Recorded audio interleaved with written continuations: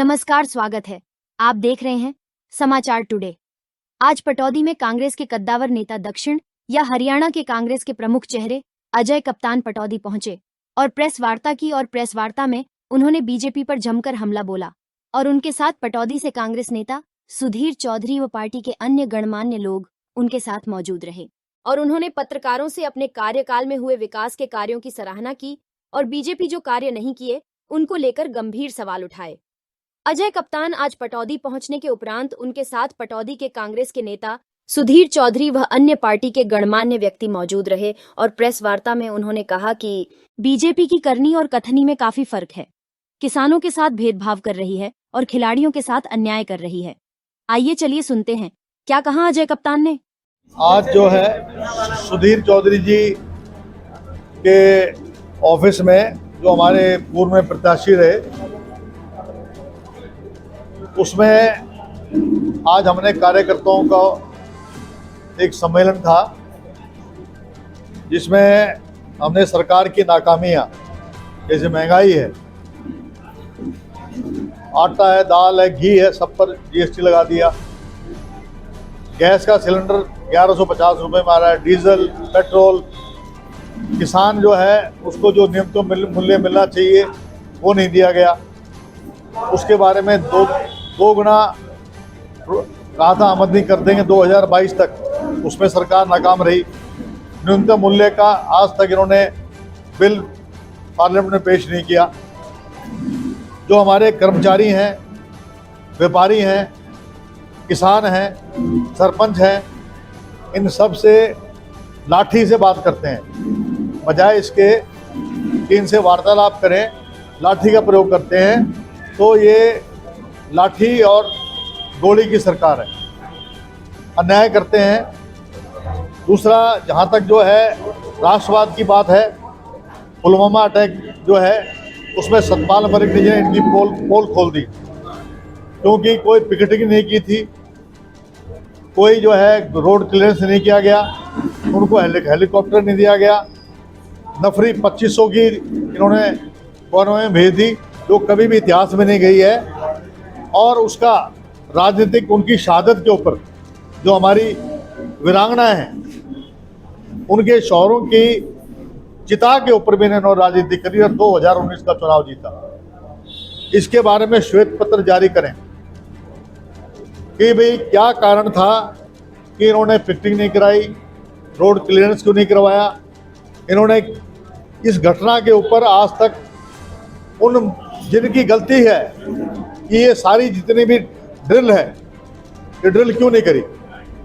हमारे जो पहलवान हैं, ब्रिजभूषण जैसा मैं कहूँगा कि वो दरिंदा है, जिसने हमारी बेटियों के साथ इज्जत के साथ खेला, उस व्यक्ति को सलाखों के पीछे क्यों नहीं कर रहे।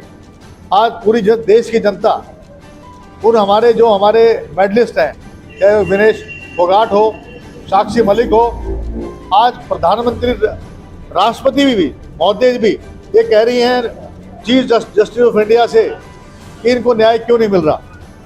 सरकार 10 साल रही थी तो लोगों को लगा, लोगों ने नारे दे दिए 15 लाख आपके खाते में जाएंगे, लोग समझे भाई कमाल है 15 लाख। और रामदेव जैसे, अन्ना हजारे जैसे लोग, उन्होंने 2G 3G के अंदर जो भ्रष्टाचार का आरोप लगाया उसमें सब बरी हो गए और 2 करोड़ रोजगार देने की बात करी। तो देखिए, इनके समय में हमने अगर कोई भी हमारा मिनिस्टर था उसको या तो ड्रॉप किया या उसके खिलाफ कार्रवाई करी। इन लोगों ने, चाहे नारायण राणे हो, चाहे आपका कुलदीप बिश्नोई हो, चाहे आपका मुख्यमंत्री हो असम वाला सरना, उसके खिलाफ आज तक कार्रवाई नहीं करी।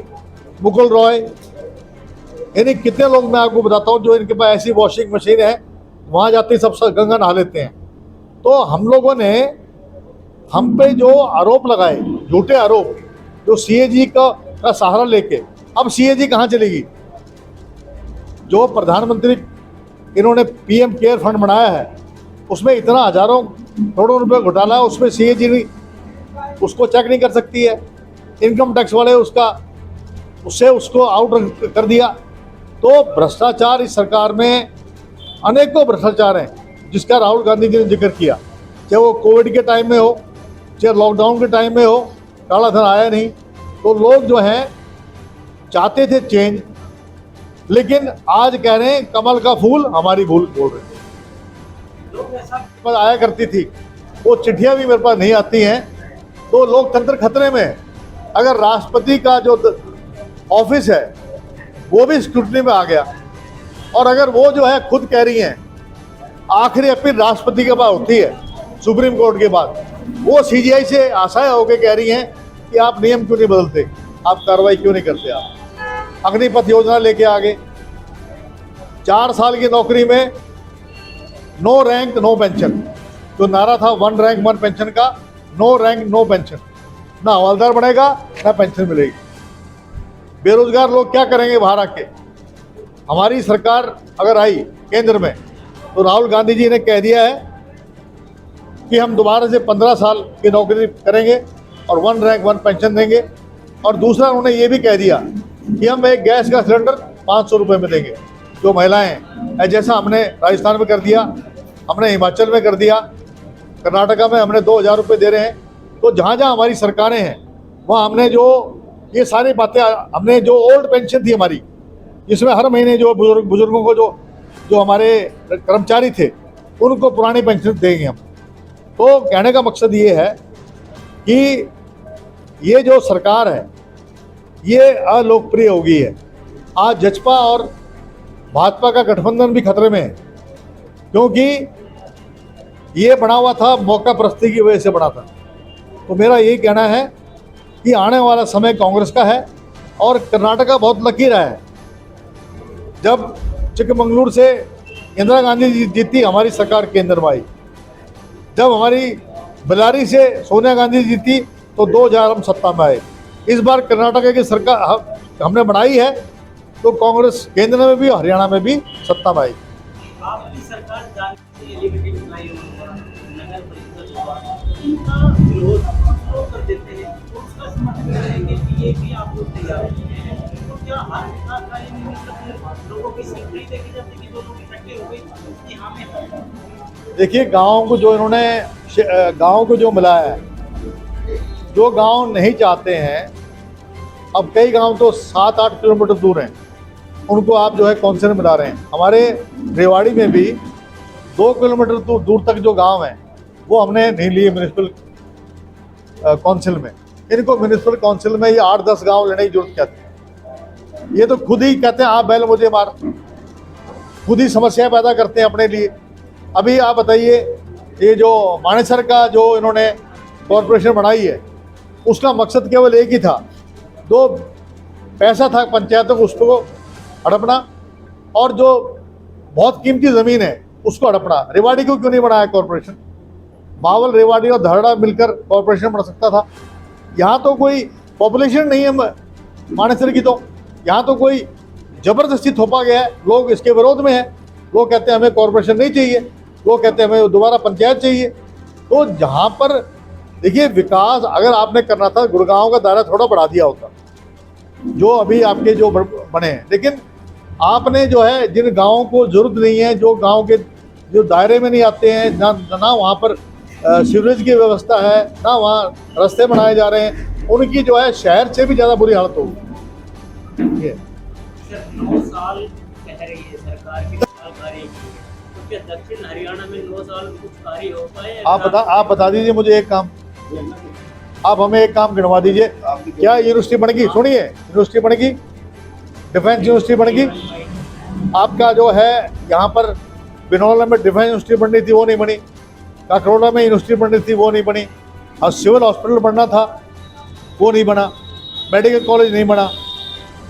आप मुझे एक काम गिनवा दीजिए, सिवाय एक रेस्ट हाउस के, 100 कमरे का रेस्ट हाउस और एक बीजेपी का आलीशान दफ्तर, उसके अलावा जनता के लिए कोई स्कूल अपग्रेड किया हो।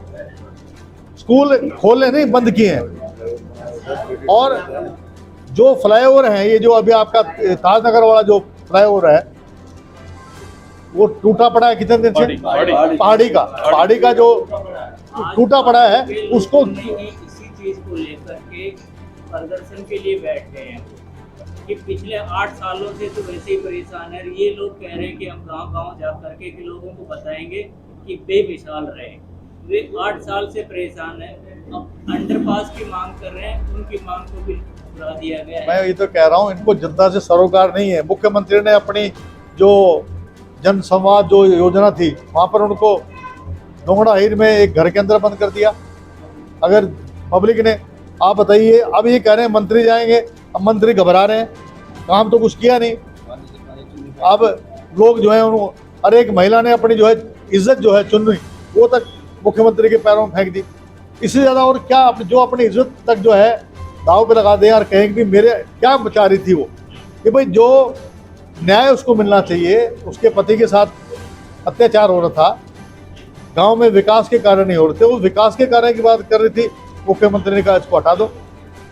फिर जन संवाद किस बात का है? जन संवाद में तो जहाँ भी गए वही विरोध प्रदर्शन ही हुआ है। यही तो मैं कह रहा हूँ बात। नहीं, ऐसा कोई बात नहीं है। ये तो पूरे देश के अंदर 2014 में मैंने आपको बता दिया, 2019 में इन्होंने मालकोट में अटैक करके, पुलवामा अटैक के नाम के ऊपर उन वीरांगनाओं के जो शौहर हैं उनके पिता के ऊपर इन्होंने भावनाओं से खेल के चुनाव जीत गए। वरना मुझे बताइए, आज तक उस पर श्वेत पत्र जारी क्यों नहीं किया? सतपाल मलिक ने इनकी पोली खोल दी सारी। रह क्या गया है? 2500 कभी इकोनॉमी में चलते ही नहीं है कभी लोग। तो मेरा कहने का मकसद ये है कि 2019 का चुनाव भी छलवे से जीते ये, और 2014 का चुनाव भी छलवे से जीते। मोदी के बारे में ये कहा जाता है कि सत्ताएं बदल जाती हैं लेकिन व्यवस्थाएं नहीं बदलती। जैसे बीजेपी पर भी यही बात है, वो मोदी के नाम पर वोट मांगते हैं और छोटे लोग छोटे लेवल पे जीत करते हैं। आप लोग भी बड़ी बातों पर तो डिस्कस कर रहे हैं, लेकिन पटौदी की जो समस्याएं हैं उन पर डिस्कस नहीं।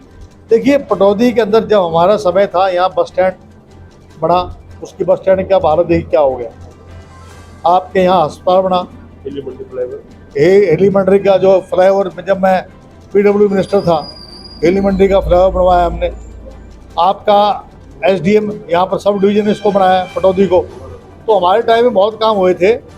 सिर्फ बात इतनी रह गई थी कि जो खाद्य आपूर्ति सुरक्षा बिल है, जो फ्री राशन है, वो कांग्रेस लेके आई। आपका जो है मनरेगा 100 दिन का रोजगार, वो कांग्रेस लेके आई। राइट टू एजुकेशन, गरीब आदमी पब्लिक स्कूल में पढ़ सके, वो कांग्रेस लेके आई।